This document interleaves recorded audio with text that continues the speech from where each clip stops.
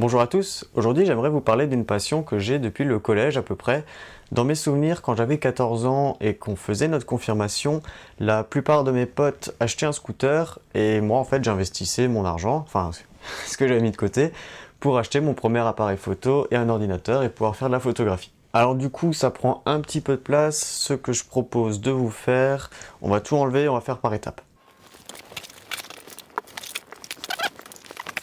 J'ai investi donc dans un Canon EOS 6D, je vous montre la boîte parce que je suis en train de filmer avec donc j'ai pas trop le choix. J'ai toujours utilisé des Canon, celui-ci c'est mon quatrième boîtier.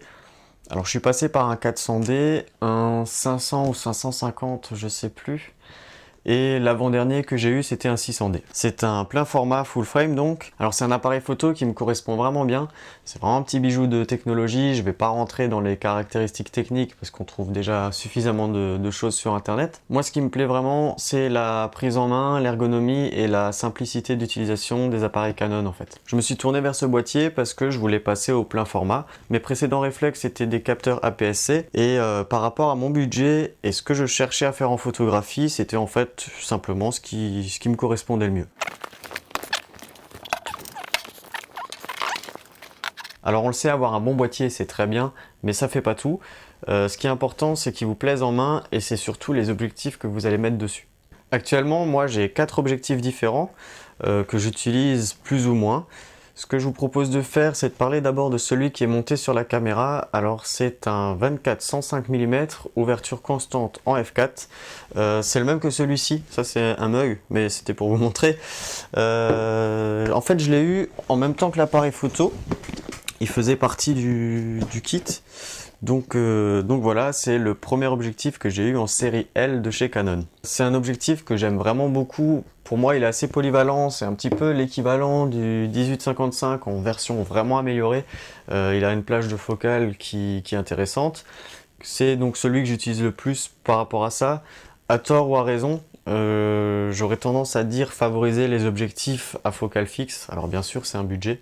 Alors voilà, celui-ci, j'en suis vraiment très content. C'est vrai que de pouvoir travailler des focales comme ça, en ouverture constante f4, c'est super intéressant, on découvre une nouvelle façon de photographier, et surtout, il a un piqué que je trouve vraiment sublime. C'est voilà, un objectif qui me plaît vraiment beaucoup. Le gros problème avec les objectifs en série L, c'est qu'on y prend goût, et du coup, j'ai investi aussi dans un 70-200. Celui-ci m'a coûté une couille, déjà qu'il m'en restait qu'une. Mais bon, c'est pas vraiment grave parce que je suis vraiment très content de mon choix. J'avais envie de pouvoir travailler avec des focales plus longues, donc voilà, un téléobjectif c'était un petit peu indispensable dans mon sac d'appareil photo. Alors le modèle que moi j'ai pris c'est donc un 70-200, ouverture f4 constante aussi, stabilisé. Pour cet objectif j'avais le choix entre 4 modèles différents. Alors en fait il existe en ouverture 4.0 ou 2.8 et dans les deux cas en stabilisé ou non. Donc voilà, il a fallu faire un choix. Pour moi l'ouverture f4 en plus avec le 6D me semblait largement suffisante. Par contre, je voulais vraiment qu'il soit stabilisé. Du coup, j'ai pris celui-ci plutôt que celui en ouverture 2.0 qui était quand même pas mal plus cher déjà. Malheureusement, j'ai pas eu l'occasion de beaucoup le tester. Je m'en suis par exemple servi pour un shooting after day de mariage. Et tout ce que je peux dire pour l'instant, c'est qu'il a un piqué extraordinaire et c'est un objectif que je vais essayer de sortir beaucoup plus souvent cette année de mon sac. Ensuite, j'ai un petit 50 mm classique, ouverture 1.8. Alors cet objectif là il est vraiment très connu. Pour moi à l'époque c'était vraiment un coup de cœur parce qu'en fait je m'intéressais seulement à la longueur des focales et la notion d'ouverture je connaissais pas du tout. Et c'est quand j'ai commencé à m'y intéresser et que j'ai pu tester le 50 mm en focale fixe mais avec une ouverture de 1.8 que j'ai vraiment compris l'importance de l'ouverture sur un objectif. Et voilà, c'est un objectif qui coûte vraiment pas cher, je crois que je l'ai eu pour 80 €, mais je trouve qu'il fait vraiment des photos magnifiques et je m'en lasserai pas. Et pour moi, c'est vraiment un must-have pour tout le monde, c'est un objectif qu'il faut avoir dans son sac d'appareil photo. On passe déjà au dernier qui est un Samyang 8 mm. Alors celui-ci, il a aussi beaucoup fait parler de lui sur internet, donc un objectif très grand angle, œil de poisson comme on dit. Je l'avais pris quand j'utilisais encore mon ancien réflexe, donc avec un capteur petit format. Je l'avais choisi parce que voilà, j'avais envie de m'amuser un petit peu à faire des grands angles. Je trouvais que pour faire de la photo extérieure, d'architecture, de ville, tout ça, c'était vachement intéressant. Alors il est connu parce que il est tout manuel, c'est-à-dire que l'ouverture et la mise au point se font en manuel, sachant que la mise au point sur un angle comme ça, voilà, c'est léger. Et surtout, il est de très bonne facture parce que pour un fisheye, il est pas cher. Donc voilà, il est vraiment connu pour ça parce que il est en utilisation manuelle et il coûte pas cher. Bon, pas cher par rapport aux autres fisheye bien sûr, ça reste je crois 250-300 € neuf, mais pour un fisheye c'est bien en dessous de ce qu'on connaît. Petite précision par contre, c'est un objectif qui est plutôt fait pour des capteurs APS-C et comme je l'ai dit, je suis passé au plein format. Du coup, avec le recul du plein format, j'ai maintenant un effet œil de bœuf si vous voulez quand je prends une photo avec, un petit peu comme l'exemple sur cette photo là.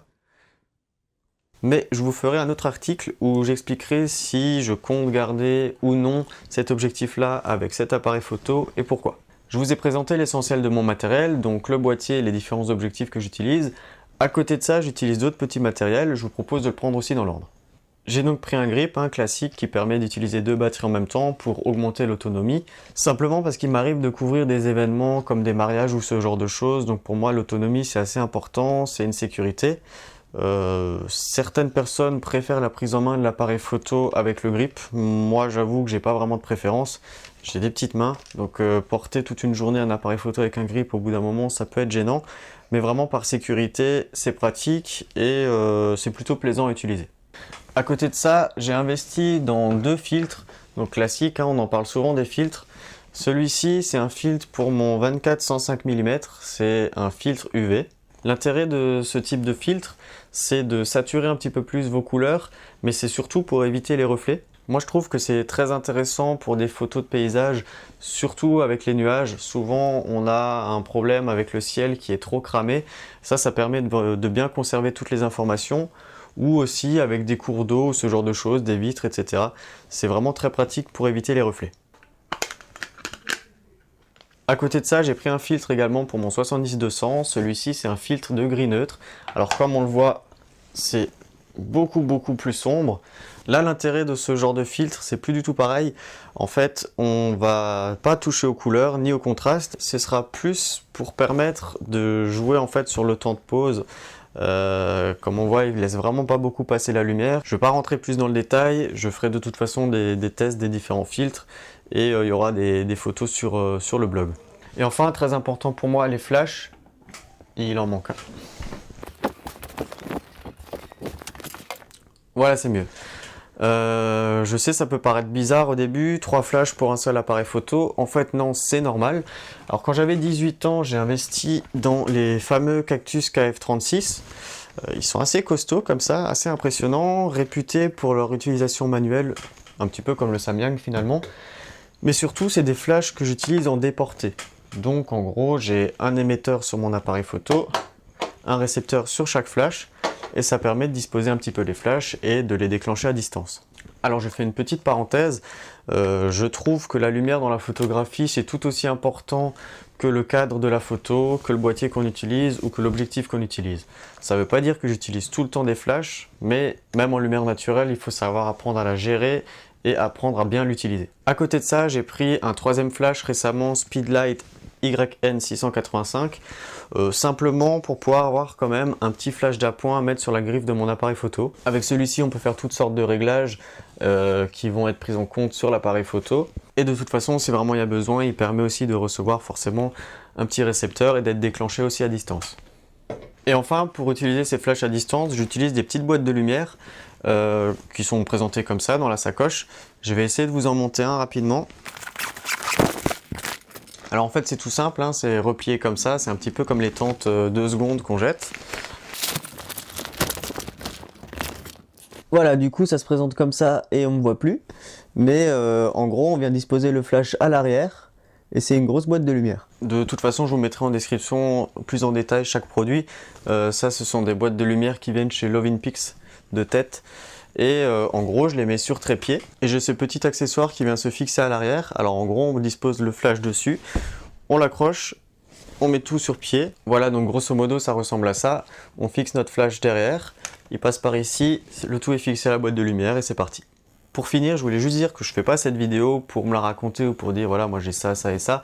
C'était vraiment juste pour vous présenter un petit peu tout ce que j'utilise, avec quel matériel moi je travaille, quel matériel me plaît à moi et me convient à moi. Mais surtout aussi pour vous dire que si vraiment vous aimez quelque chose et si vous avez les moyens, je vous conseille de ne pas trop hésiter et d'investir dedans, de vous faire plaisir. Personnellement, j'ai tout fait par étapes, j'ai pas tout acheté d'un coup, c'est impossible. Comme je l'ai dit, il y a des flashs, ça fait 7 ans que je les ai, les boîtes de lumière, ça fait quelques mois, l'appareil photo, ça fait 1 an. Il faut savoir investir petit à petit et surtout, ça vous laisse le temps d'apprendre à photographier et à développer votre style. Malheureusement, je trouve qu'il y a encore trop de personnes qui ne jurent que par leur matériel et en fait, c'est pas le matériel qui définit un photographe, c'est vraiment le photographe lui-même. Vous pouvez très bien avoir le meilleur matériel du monde et ne pas avoir de style ou ne pas savoir vous en servir. Comme je l'ai dit, moi c'est mon 4e appareil photo et je suis content d'être passé par des appareils moins performants avant pour pouvoir à chaque fois chercher les limites de l'appareil, bien comprendre l'intérêt de l'ouverture, du temps de pause, des ISO et ensuite seulement si on se sent limité par son matériel de le faire évoluer. Dans tous les cas, ça m'a fait très plaisir de vous présenter quel matériel j'utilise. N'hésitez pas à me dire lequel vous utilisez ou lequel vous plairait. Le plus important, c'est de profiter de son matériel, se faire plaisir en photographie et de toute façon, on en reparlera ensemble sur le blog lesfrèrespoulets.fr.